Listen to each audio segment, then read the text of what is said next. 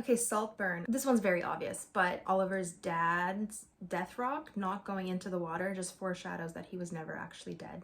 Well, not anymore. Not now. I immediately thought this imagery here was referring to Icarus, who flew too close to the sun, Oliver. My roommate thought it was angel imagery. Felix is always praised like this god, he's the center of attention. But I'm just gonna stay on that Greek mythology theme because the Minotaur and the maze. Theseus, in the myths, he comes to the kingdom and he kills the Minotaur, which is actually the king's son, and then he steals the daughter, her name is Ariadne, and then he abandons her. So it seems that Ollie is Theseus, and he's also Puck, but we'll get to that later. So Venetia's dress, spiderweb. So it's referencing Ariadne and the spiderweb of lies that they've all been spun into. Spider-Man, weaving your spidery web. You've made your holes in everything.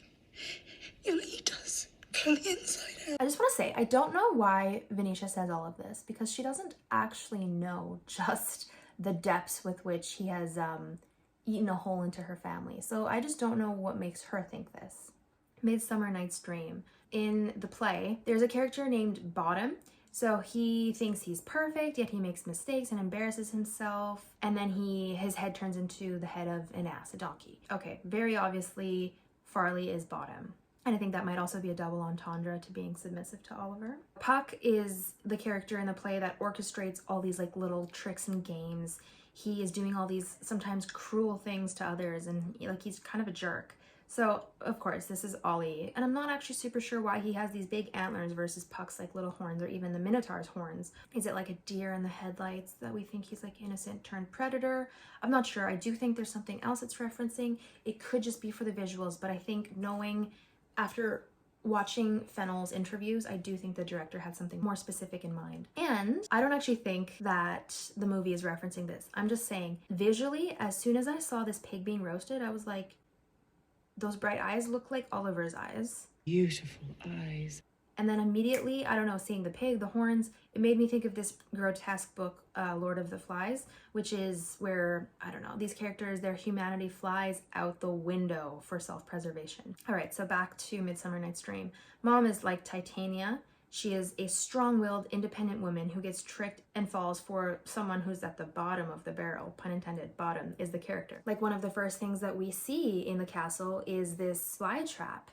So not only does it juxtapose the luxury feel of a castle to like the cheapness of this fly trap, and like the TV kind of is on par with that, but then also we feel like, oh, is Oliver coming into a trap? So Venetia talks about Shelley's doppelganger being an indication that someone is about to die. In the background, we follow Shelley's story, a housekeeper and a doppelganger walking by. Felix's doppelganger wearing the same pink shirt walked past. That same window is the one they struggled to close the curtain for. So of course, this foreshadows Felix's death. I think all the media, like the movies and the music, were chosen for a specific reason. Listening to the lyrics of the outro song. The modern comedy movie they watch really contrasts the period luxurious feel of the whole film and of the setting, like the castle. Superbad is about tricking people with false identity, and it feels like a low-brow entertainment for such entitled high-end people, right? So at the end of the day, it's like they're just people looking for cheap entertainment, the way they use other people, like Pamela, for cheap entertainment. The aspect ratio is 4:3, like it's cut off on the sides if you don't know what that means. And then the font of the title, it adds to this period feel. So the aspect ratio also helps us get the high ceilings, so like the whole setting in one frame, and we can feel the luxury of the space. But it also makes you more aware of the fact that you are watching something. You don't feel as immersed, you feel like an outsider observing. The same way Oliver is an outsider just looking in, always being this voyeur. I'm not dying. Yeah. For this line, I found it very interesting because they all live together. So when would Felix have found out that Pamela died but Ollie would be unaware? It just shows that even though Oliver is there 24/7, like not only that they willingly choose to have him there, but that he like also sneakily goes and like listens to conversations, yet he still isn't made privy to that information. Like it just proves that he is still an outsider. See you back at the house, Oliver. I knew immediately that Oliver set up Farley with the plates. It's very on the nose. Some people didn't like the end montage spelling it all out for us, but my roommate was very, very happy about it. She said she doesn't like when it's vague and tries to pretend to be mysterious. I do think it could have left it a little more open-ended. I assumed every single thing that he did, so I already knew. We all knew, except for him popping the tires, which I think that was great that they did show just how far back it really goes.